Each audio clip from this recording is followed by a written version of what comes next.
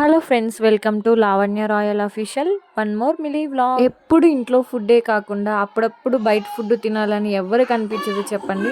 నాకు కూడా అలాగే అనమాట. వెంటనే మా హస్బెండ్ అయితే అడిగాను, నాకు కేఎఫ్సి తినాలనిపిస్తుంది అని చెప్పి. సరే ఇంకా ఆర్డర్ చేసుకో అని చెప్పి మా హస్బెండ్ అయితే వెంటనే ఒప్పేసుకున్నారు.